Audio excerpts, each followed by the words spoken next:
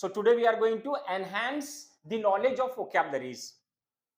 So our first sentence is like this. So without any further ado, let's get started, guys.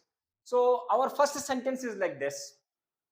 This printer is acting up. Do you know what does the mean of act up or acting up?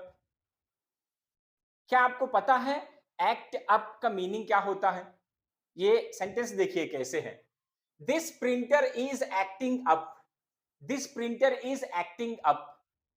Do you know the meaning of act up? क्या आपको पता है acting up का meaning क्या होता है guys? अगर किसी ने आपको बोल दिया, see this machine is acting up, my computer is acting up, तो आपको मीनिंग पता चल जाएगा कि नहीं चलेगा? So no problem. If you don't know the meaning, I will let you know the meaning. Okay, so be all ears to me. What does it mean? I will let you know about this thing within 1 minute, guys. So this printer is acting up. Acting up means it is nothing but it is not working. The printer is not working. Not working बोलने के बदले हम acting up बोलते हैं. बहुत आसान है. देखिए, this printer is not working. इसके बदले में हमने क्या बोल दिया यहां पर? This printer is acting up. मतलब ये प्रिंटर काम नहीं कर रहा है. Right? I hope you have got it. So let us get to next sentence. So our next sentence is like this. Doctors are working round the clock. Doctors are working round the clock. What do you mean by round the clock? Round the clock का मतलब क्या होता है guys? Okay, round the clock means 24 hours वो लोग काम कर रहे हैं.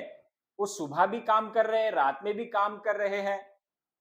तो वो लोग पेशेंट्स को बचाने के लिए दिन भर और रात भर काम कर रहे हैं. 24 घंटे काम कर रहे हैं. हम बोलते हैं ना 24 घंटे वो लोग काम कर रहे हैं. तो ये वो लोग 24 आवर्स काम कर रहे हैं, डॉक्टर्स. सो 24 आवर्स काम करने को बोला जाता है राउंड द क्लॉक. एग्जाम्पल देखिए यहाँ पे, doctors are working round the clock. मतलब डॉक्टर्स 24 घंटे काम कर रहे हैं. ऐसे थोड़ी ना चलेगा कि डॉक्टर एक 8 घंटे काम कर लिए और 12 आवर्स काम कर लिए, उसके बाद चले गए. अगर रात में किसी को कोई प्रॉब्लम होगा, तो कोई पेशेंट आ गया, तो रात में भी कोई डॉक्टर होना चाहिए ना, जो पेशेंट को देखने के लिए. सो इसीलिए doctors work round the clock बोला जाता है. सो डॉक्टर्स 24 आवर्स काम करते हैं. ये बात और है कि शिफ्ट वाइज काम करते हैं. एक ही डॉक्टर 24 आवर्स काम नहीं करता. कॉमन सेंस की बात है. शिफ्ट वाइज और कोई डॉक्टर आ जाएगा फिर इनका जो शिफ्ट खत्म होने के बाद. So let us get to next sentence. This tea is piping hot. देखिए, ये जो चाय है ये बहुत ही गर्म है. हद से ज्यादा गर्म है. बहुत ज्यादा गर्म है, हद से ज्यादा गर्म है, तो हम क्या बोलते हैं? Piping hot. याद रखिए, this tea is piping hot. ये जो चाय है बहुत ज्यादा गर्म है. अभी हम पी नहीं सकते, थोड़ी देर के बाद हम पी सकते हैं. So I hope you guys are getting. Our next sentence is like this. This food is stone cold. This food is stone cold. This food is stone cold. देखिए, stone cold का मतलब क्या होता है? Do you know the meaning of this, guys? Stone cold. What do you mean by stone cold? Stone cold का meaning क्या होता है? Okay, अगर आपको नहीं पता है, if you don't know, don't worry, I will teach you. Stone cold का मतलब होता है बहुत ज्यादा ठंडा. बहुत ज्यादा ठंडा. अब यहां पे देखिए, ये जो खाना है बहुत ज्यादा ठंडा हो चुका है. देखिए, हम क्या प्रेफर करते हैं? हम गरम गरम खाना खाने के लिए प्रेफर करते हैं. लेकिन ये जो खाना है बहुत ठंडा हो चुका है. एग्जाम्पल आपके लिए, जैसे कि आपके सिस्टर ने प्लेट में खाना डालकर रखा हुआ है और वो 2 घंटे से वहीं पर है. आप भूल गए खाना खाने के लिए, तो वो खाना कैसे हो गया? बहुत ज्यादा ठंडा हो गया, बहुत ज्यादा ठंडा हो गया। अब वो खाने के लिए मजा नहीं आएगा, टेस्ट नहीं आएगा। सो बहुत ज्यादा ठंडा हो जाना उसको बोलते हैं स्टोन कोल्ड। क्या बोला जाता है guys? Stone cold, stone cold. So this food is stone cold. ये खाना बहुत ज्यादा ठंडा हो चुका है। Right. So our next sentence. So today I have chosen only 5 sentences, guys. So our last sentence is like this: the crowd ran helter skelter to get away from the tear gas. देखिए, कभी कभी कहीं पे protest हो रहा है तो police वाले क्या करते हैं? वो टीयर गैस छोड़ते हैं। तो उसको बचने के लिए लोग कैसे भाग रहे हैं?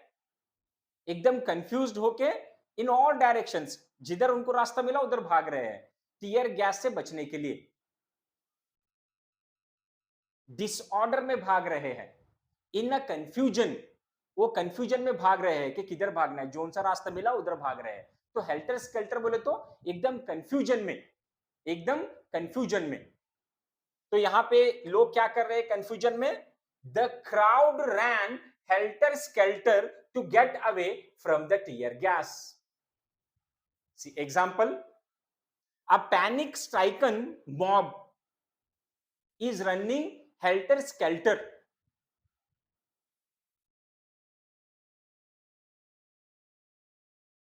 to get away from the tear gas. Otherwise I will tell you this sentence, because if I am going to use somewhat posh language or very difficult vocabulary, if you do not understand that thing, means what I want to put across to you, I cannot put across to you that thing. So that's why whatever I'm going to teach you, you should understand everything. So we have to learn everything step wise.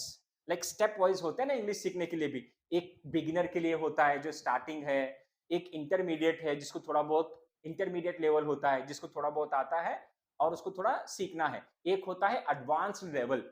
If I am going to make use of advanced level vocabularies, then chances are there that you cannot understand some vocabularies. Some people can understand, but if some people do not understand the vocabularies, means how can they understand my sentences? But I want to teach you everything. I am teaching here vocabularies to you. That's why I have to make use of bilingual languages to make you understand the things in a better way. So that I am using Hindi. मैं हिंदी भी use कर रहा हूं completely ताकि आपको अच्छी तरीके से समझ में आ जाए। तो यहां पे देखिए, the crowd ran helter skelter, एकदम कंफ्यूजन में भाग गया। अब पुलिस वालों ने टीयर गैस छोड़ा तो हम थोड़ी ना आराम से चलते हुए कहीं रास्ता ढूंढते हुए चले जाएंगे। नो, जिधर रास्ता मिला उधर भाग जाते हैं। तो कंफ्यूजन में भाग जाना, एकदम कंफ्यूजन में रहना। हेल्टर स्केल्टर बोले तो डिसऑर्डरली, मतलब इन कंफ्यूजन बोल सकते हैं हम सिंपल लैंग्वेज में। In confusion, the crowd ran helter skelter to get away from the tear gas. उस टीयर गैस से बचने के लिए लोग कंफ्यूजन में जिधर मिले उधर वो लोग भाग गए। इन ऑल द डायरेक्शन, जो उनको डायरेक्शन मिला उधर वो लोग भाग गए उसको बचने के लिए। तो उसको हेल्टर स्केल्टर, जिधर रास्ता मिला उधर वो लोग भाग गए कंफ्यूजन में। I hope you have got it guys. So still I want to teach you ample of things. If you want to learn English, means please do subscribe to my channel. I will teach you some different kind of vocabularies, guys. Be rest assured about this thing. Thank you, guys. Bye.